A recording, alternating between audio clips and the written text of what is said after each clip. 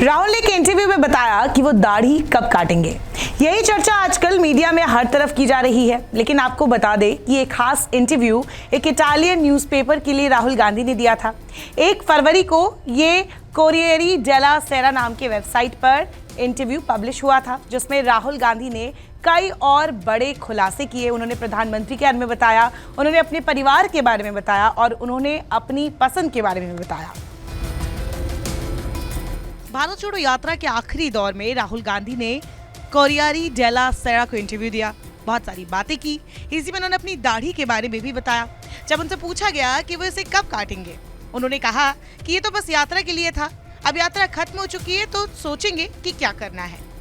Interview में जो सबसे पहला सवाल पूछा गया था वो था भारत जोड़ो यात्रा करने का मकसद क्या था, जिसके जवाब में राहुल गांधी ने कहा अपने हमवतन को सुनने और समझने के लिए और खुद को गहराई तक सुनने और समझने के लिए। हर कोई कहता है कि हम नफरत से भरे देश में हैं। एक व्यक्ति दूसरे के खिलाफ है, एक धर्म दूसरे के खिलाफ है, एक प्रांत दूसरे के खिलाफ है। मैं जानना चाहता था कि क्या ये सच है। इसके बाद उनसे पूछा गया क्या ये बातें सच थी। इस पर राहुल ने कहा नहीं, बहुत सारे लोग किसी से नफरत नहीं करते, बल्कि इससे उल्टा वो एक दूसरे से प्यार करते हैं, एक दूसरे की मदद करते हैं और एक दूसरे का ख्याल रखते हैं। इसके बाद राहुल से पूछा गया और हिंदू और मुस्लिम में फूट डालने पर क्या कहेंगे, जो अक्सर टकराव को घिनौना बना देता है। इस पर राहुल गांधी कहते हैं ध्रुवीकरण मौजूद है, यहाँ तक कि नफरत भी, लेकिन वैसा नहीं जैसे कि गवर्नमेंट और मीडिया, जिसे कि गवर्नमेंट ही कंट्रोल करती है, बताती है, ताकि हम असली मुद्दों जैसे कि गरीबी, अशिक्षा, महंगाई, पोस्ट कोविड क्राइसिस से त्रस्त कर्जदार एंटरप्रेन्योर्स और भूमिहीन किसानों से डिस्ट्रैक्ट हो जाए। इसके बाद पूछा गया तो आप मार्च के अंत तक खुद को और इंडियंस को कितना समझ पाए। इस पर राहुल गांधी ने बताया यही कि हर किसी की लिमिट, यहाँ तक कि मेरी भी लिमिट हमारी सोच से कहीं आगे है। इसके आगे राहुल ने संस्कृत शब्द का जिक्र करते हुए बताया एक शब्द है तपस्या, जो वेस्टर्न माइंडसेट के लिए समझना मुश्किल है। कुछ इसे सैक्रिफाइस, पेशेंस बताकर ट्रांसलेट कर देंगे, लेकिन इसका मतलब अलग है। To generate heat. मार्च एक ऐसा एक्शन है जो गर्म जोशी पैदा करती है, आपको अपने भीतर झांकने पर मजबूर करती है, आपको भारतीयों के असाधारण लचीलेपन को समझाती है। एक शानदार, अविश्वसनीय लोग सहन करने और प्यार करने दोनों में सक्षम है।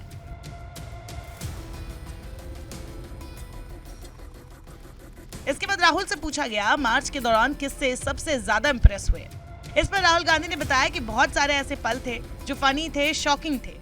इसके बाद राहुल ने मध्य प्रदेश का एक किस्सा सुनाया कि कैसे वहां 5 बच्चे उन्हें मिले थे, जिसमें से सबसे छोटा 12 साल का था। वो यात्रा से इतने प्रभावित थे कि वो हमें ज्वाइन करने के लिए घर से भाग निकले। फिर पंजाब में जब उनकी दोबारा मुलाकात हुई तो उनके घर वालों को खबर दी गई। और सबसे शॉकिंग इनकाउंटर कौन सा था? इस पर राहुल गांधी ने केरल के किस्से का जिक्र किया। उन्होंने कहा शुरुआती मार्च में जब हम केरल में थे, मैं डरा हुआ था कि शायद ये मार्च पूरा नहीं कर पाऊंगा, क्योंकि मेरे राइट घुटने का दर्द वापस आ गया था, जिसकी सर्जरी सालों पहले करवाई थी। राहुल ने बताया कि उन्हें सालों पहले फुटबॉल खेलते वक्त चोट लगी थी। राहुल यात्रा के दिनों को याद करते हुए कहते हैं एक छोटी सी लड़की सामने आई और मुझे एक लेटर थमाया, ये कहते हुए कि इसे बाद में पढ़ना। उसमें लिखा था मुझे पता है आप हजारों लोगों के लिए संघर्ष कर रहे हैं, मेरी तरह आप ये कर लेंगे। मैं आपके साथ मार्च नहीं कर सकती, लेकिन आप मुझे अपने साथ महसूस करेंगे, मैं आपकी इंस्पिरेशन बनूंगी। इससे राहुल बहुत प्रभावित हुए। इसे पढ़कर उनका दर्द गायब हो गया। यात्रा मार्च की ये विशेषता है कि ये केवल लोगों का योग नहीं है, वो जिंदा है, वो आपसे बात करती है। इसके बाद राहुल से पूछा गया कि क्या इंडियन डेमोक्रेसी खतरे में है। इस पर राहुल कहते हैं कि भारतीय लोकतंत्र अब नहीं रहा, लेकिन अब काउंटर अटैक शुरू होता है।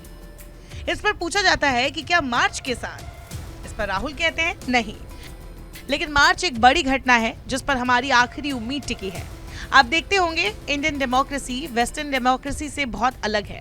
वो यंग है, लेकिन वो पुरानी विचारधारा से आती है, जो आखिरी बार महात्मा गांधी की अहिंसा से मैनिफेस्ट हुई थी। लोकतंत्र विनम्रता है, ये दूसरे को पहचान रहा है। मैं तुम्हारा स्थान नहीं छीनता, मैं इसे बनाता हूँ, एक कदम पीछे हटकर। ये है डेमोक्रेसी। लोकतंत्र मानव स्वभाव में विश्वास है, लेकिन जब पावर हिंसक और घमंडी हो जाती है तब हम फांसीवाद पर पहुंच जाते हैं। इस पर राहुल से पूछा गया कि क्या आप कह रहे हैं कि भारत को फांसीवाद का खतरा है। इस पर राहुल कहते हैं फांसीवाद पहले से ही है, संवैधानिक स्ट्रक्चर कोलैप्स हो गए हैं, संसद काम नहीं कर रहा, मैं 2 साल तक बोल नहीं पाया। जैसे ही बोलने जाता वो मेरे माइक्रोफोन ऑफ कर देते। पावर्स के बीच बैलेंस नहीं रहा, इंसाफ नहीं होता, प्रेस अब आजाद नहीं रहा, विचारों के मैनिफेस्टेशन में रोक लग गई है। राहुल ने हिंदू उग्रवादियों का जिक्र करते हुए आरएसएस का भी नाम लिया। मोदी के बारे में आप क्या सोचते हैं? इस पर राहुल गांधी ने कहा कि किसी भी नेता की तरह वो लोगों के एक हिस्से की एक विचार की अभिव्यक्ति है। मुसोलिनी इटालियंस की अभिव्यक्ति था। यहाँ तक कि भारतीयों में, विशेष रूप से एलीट क्लास में, बहुत से लोग हैं जो मानते हैं कि मोदी शासन सही है। इसके बाद राहुल से पूछा गया कि आपको क्या लगता है मोदी अगले चुनाव में हार सकते हैं? इस पर राहुल गांधी ने कहा कि 100% हाँ, अगर विपक्ष एक साथ हो जाए। इसके बाद राहुल ने रशिया और यूक्रेन वॉर के लिए ज्यादा कुछ तो नहीं, लेकिन कहा कि इसका शांतिपूर्ण हल निकलना चाहिए जितना जल्दी हो सके। यह राहुल से उनके परनाना जवाहरलाल नेहरू से जुड़े सवाल भी किए गए। तो राहुल ने बताया कि उन्होंने अपने परनाना को नहीं देखा, लेकिन उनकी लिखी किताबों से उनकी मौजूदगी महसूस करते हैं। उनकी किताबों से एक पंक्ति का जिक्र करते हुए राहुल ने कहा कि इसमें वो खुद को पाते हैं। Never fear anything, never hide anything. Indira Gandhi के बारे में बात करते हुए राहुल ने इस इंटरव्यू में काफी कुछ बताया। उन्होंने बताया कि वो उनके फेवरेट थे। वो कहते हैं, मुझे पालक और मटर से नफरत थी, लेकिन मेरे पिता राजीव गांधी, उनके बेटे, स्ट्रिक्ट थे और ऑर्डर करते थे कि मैं सब कुछ खत्म कर दूं। तब मेरी दादी अखबार खोलकर मुझसे कहती थी, राहुल यहाँ पढ़ो। ये एक इशारा होता था। फिर न्यूज़पेपर पढ़ने के बहाने में मटर और पालक उनकी प्लेट पर फेंक देता था। राहुल ने बताया कि ये सच है कि इंदिरा गांधी अपनी मौत से ठीक पहले कश्मीर गई थी। उन्हें एहसास हो गया था कि उनकी हत्या होने वाली है। राहुल बताते हैं कि मौत वाले दिन मेकअप करते हुए उन्होंने राहुल से कहा था कि अगर उन्हें कुछ हो जाए तो वो रोए नहीं, कम से कम पब्लिक में तो बिल्कुल नहीं। राहुल ने बताया कि इंदिरा गांधी को मारने वालों के साथ वो खेला करते थे। वो उन्हें जानते थे क्योंकि वो उनके दोस्त की तरह थे। राहुल ने इस इंटरव्यू में बताया कि उनकी दादी की तरह उनके पिता राजीव गांधी भी जानते थे कि उनकी हत्या होने वाली थी।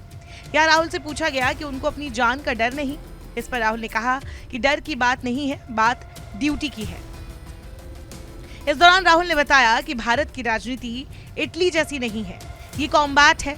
यहाँ टॉक शो में काम नहीं होता, बल्कि यहाँ एक की जान की कीमत पर राजनीति होती है। राहुल ने अपनी मां सोनिया गांधी के बारे में भी इस इंटरव्यू में काफी कुछ कहा कि कैसे जब राजीव गांधी की मौत हुई थी तब सोनिया ने एक हफ्ते तक किसी से बात नहीं की थी, लेकिन फिर भी उन्होंने भी वही किया जो उन्हें करना था। राहुल ने बताया कि उनकी दादी उनकी प्यार है तो उनकी मां उनकी हीरो है।